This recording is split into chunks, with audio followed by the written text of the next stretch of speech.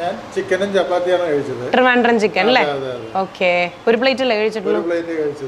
ഒരു പ്ലേറ്റിന് എത്ര രൂപയാ?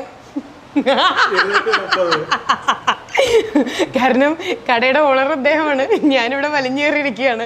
അതായത് ട്രിവാൻഡ്രം ചിക്കൻ എന്ന് പറയുമ്പോൾ നിങ്ങൾ ഞാൻ ട്രിവാൻഡ്രത്താണോ എന്ന് വിചാരിക്കണ്ടായിരിക്കും. പക്ഷെ ഞാൻ ട്രിവാൻഡ്രത്തല്ല ഗൈസ്, ഞാനിപ്പോൾ ഉള്ളത് പാലക്കാടാണ്. പാലക്കാട് എങ്ങനെ ട്രിവാൻഡ്രം ചിക്കൻ കിട്ടും? അത് വലിയൊരു ചോദ്യമാണ്. എന്തായാലും ഇദ്ദേഹം ഇരിക്കേണ്ട സ്ഥലത്ത് ഇദ്ദേഹം ഇരുന്നില്ലെങ്കിൽ അവിടെ ഞാൻ കയറിയിരിക്കും. അപ്പോൾ നുഴഞ്ഞു കയറിയിരിക്കുക നമ്മൾ.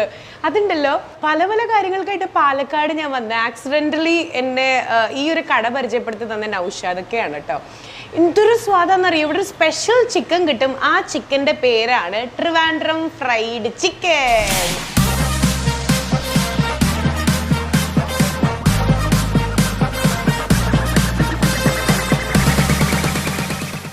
അപ്പോൾ ഈ ചിക്കൻ കഴിക്കാൻ വേണ്ടിയിട്ടാണ് നമ്മൾ വന്നിട്ടുള്ളത്. അപ്പോൾ വിശേഷങ്ങളൊക്കെ ചേട്ടനടുത്ത് ചോദിക്കാം.